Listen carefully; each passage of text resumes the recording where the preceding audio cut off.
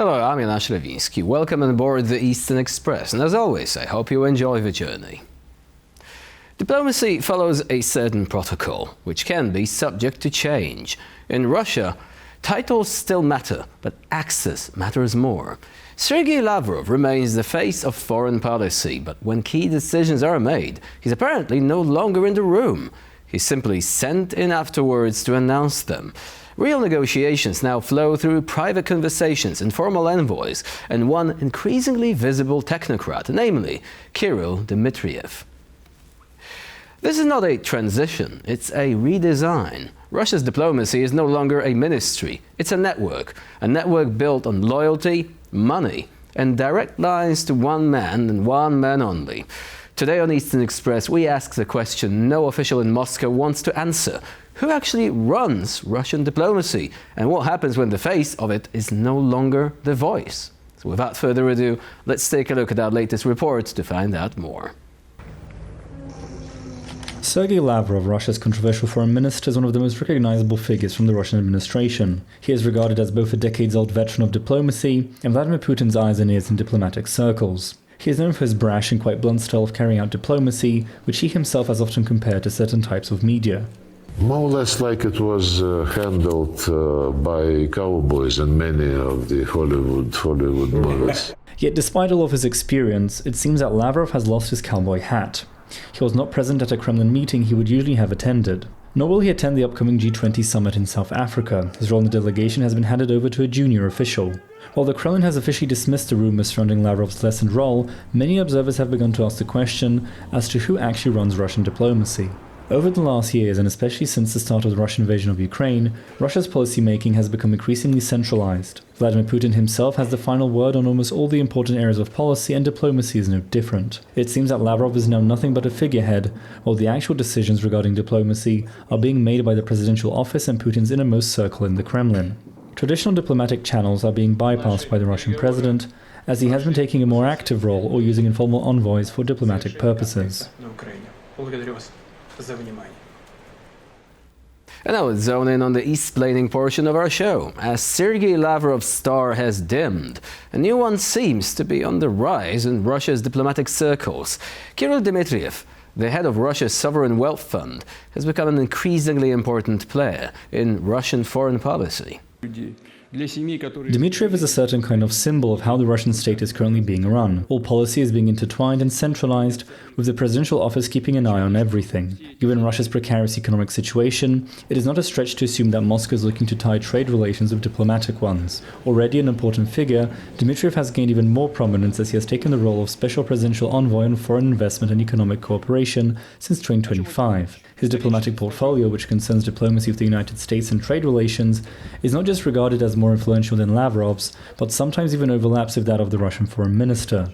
This capstone of Dmitriev's work as envoy is that he is a part of Putin's high-profile negotiating team, which has been handling talks with the Trump administration. It is unlikely that Dmitriev will fully replace Lavrov as Minister of Foreign Affairs, but it wouldn't be the first time that Putin has unofficially sidelined a senior official in favor of someone over whom he would have more personal control.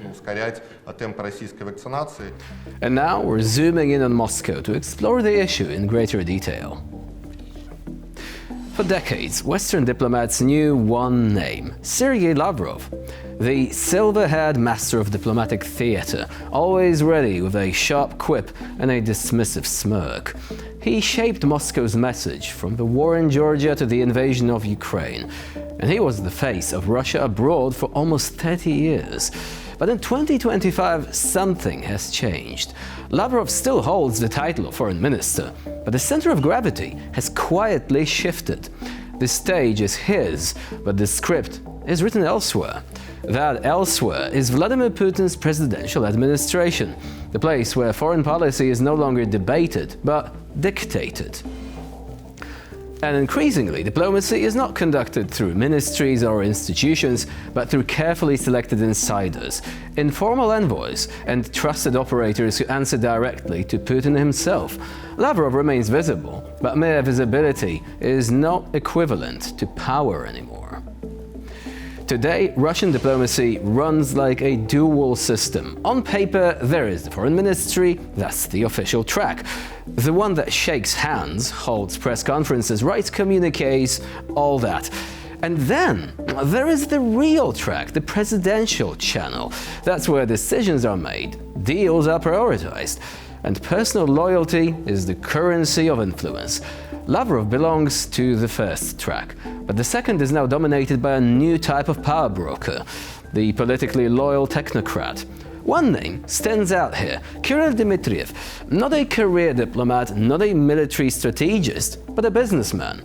He was educated in the United States and, importantly, married to a close friend of Putin's daughter.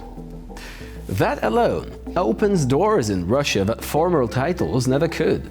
In 2025, he holds a new and telling position, Special Presidential Envoy on Foreign Investment and Economic Cooperation. Now, the title sounds purely economic, but make no mistake, it is very much focused on diplomacy, and also has an increasing strategic focus as well.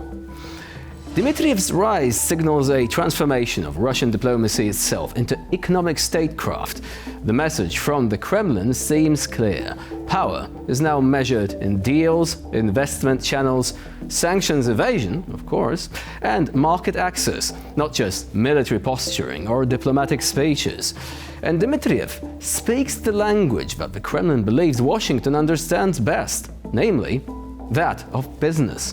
He is now part of the negotiating team on matters involving the United States. While Lavrov and his ministry handle official messaging, Dmitriev works through informal channels, behind closed doors, with businessmen, policymakers, lobbyists, and anyone willing to hear Moscow's pitch.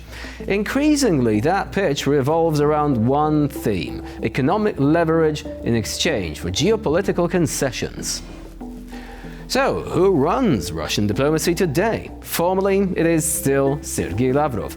But functionally, it is Vladimir Putin assisted by a tight circle of operators who bypass traditional diplomatic structures. The foreign ministry performs diplomacy, the presidential administration executes strategy. And rising figures, like Kirill Dmitriev, represent the next phase, diplomacy powered not by protocol, but by capital.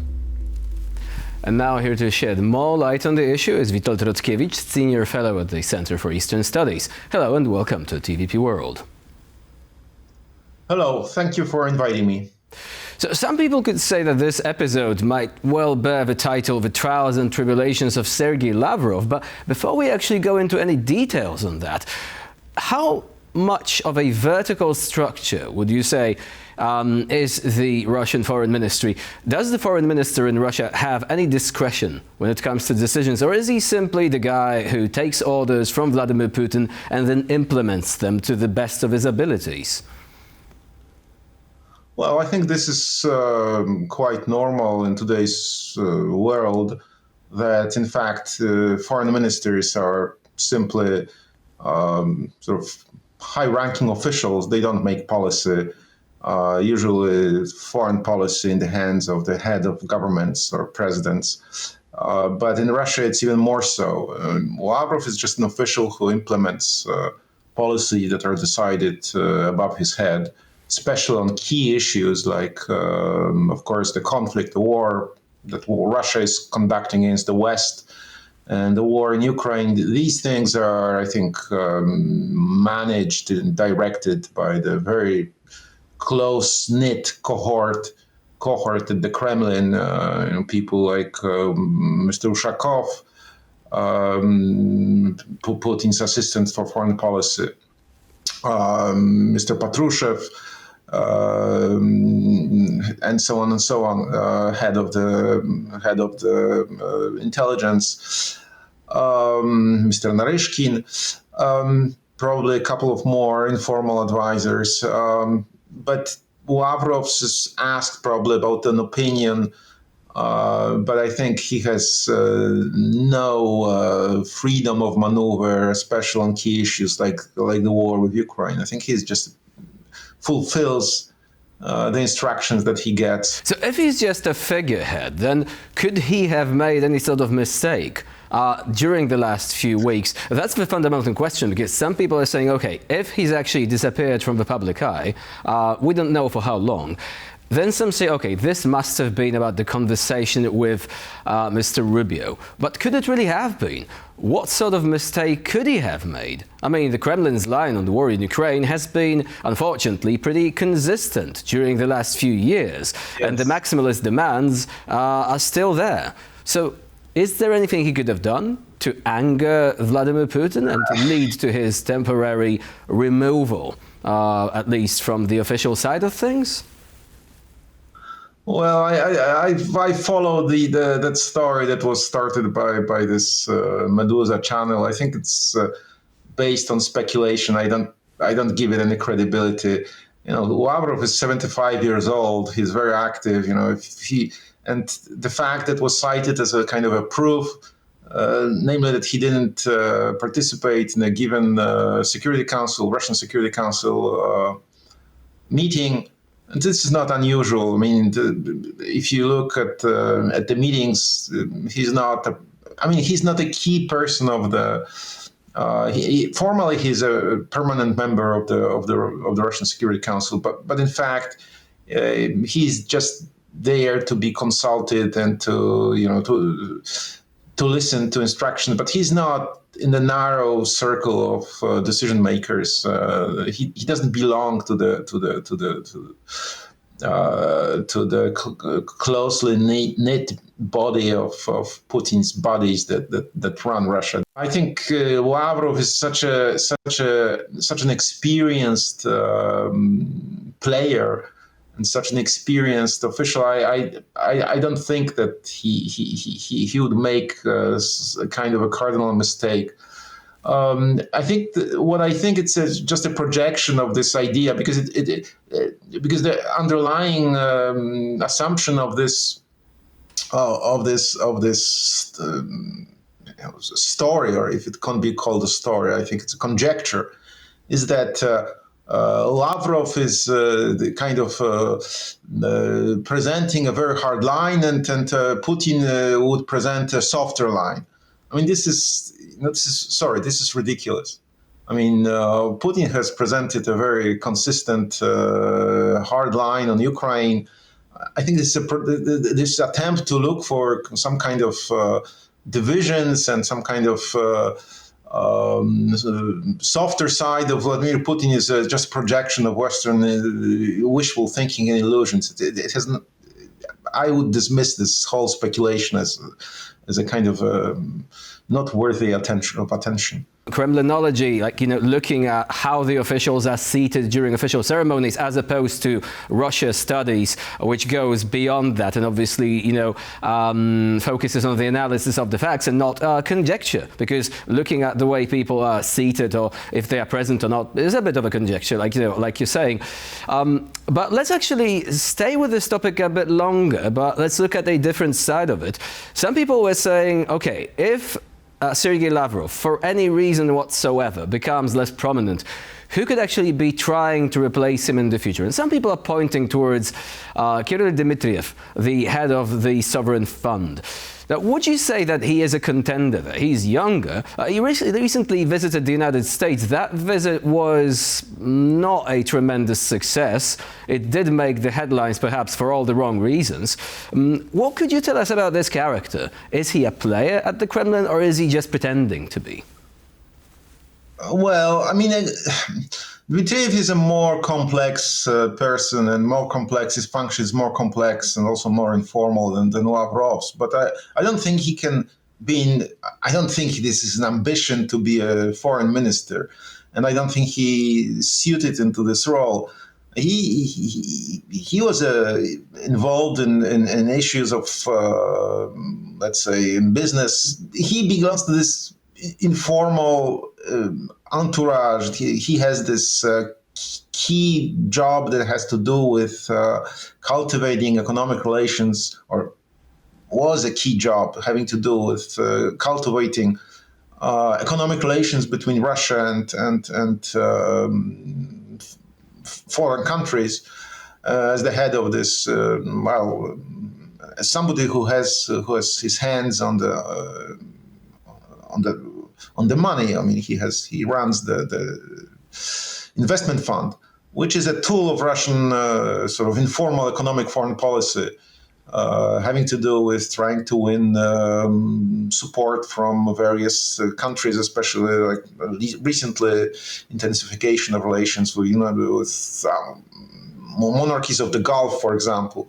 Basically, it's a financial tool, monetary tool to promote Russian goals in international relations. It's a very specialized function. So I don't think he either fits into the role of a foreign minister. I don't think even it's his ambition. I think that he doesn't have. So again, he has a role.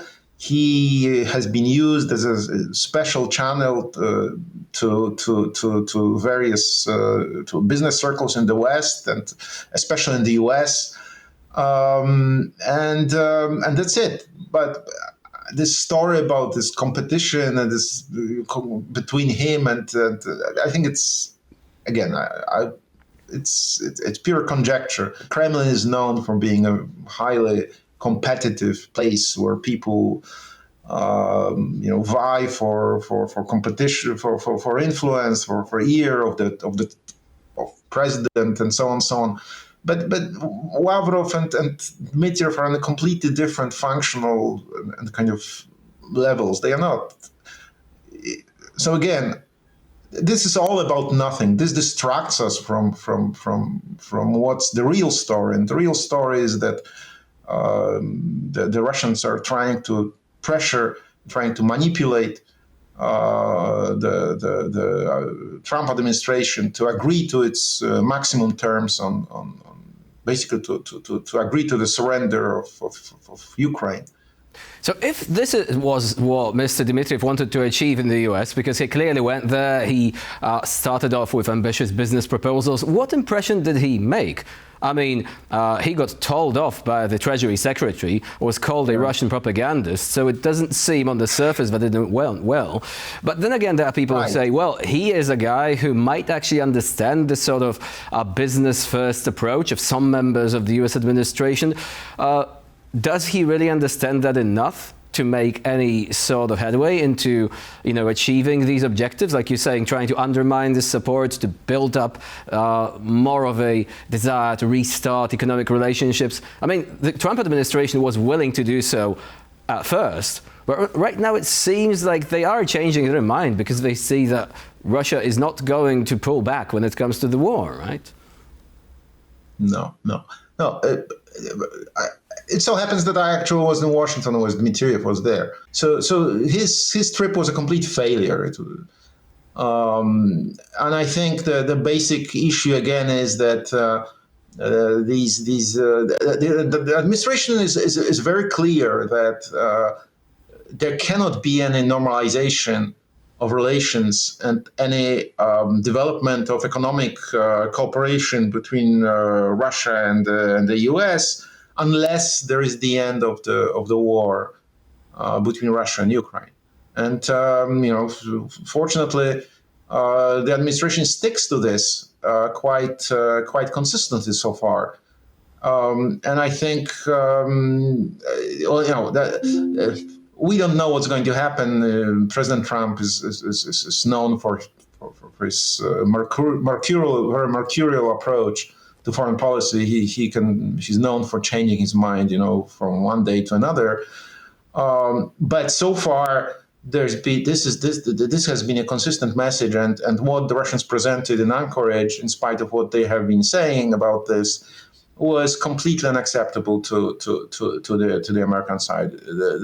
Their conditions were so extreme that even this administration, which is really committed to this issue of reaching an agreement with Russia for a variety of reasons, had to repulse this. And I find the whole story about alleged Lavrov mistake, being more hawkish than Putin, very, very unlikely, extremely unlikely. Witold Rotkiewicz was our guest today here on TVP World. Thank you very much for joining us and for sharing your insight into the subject.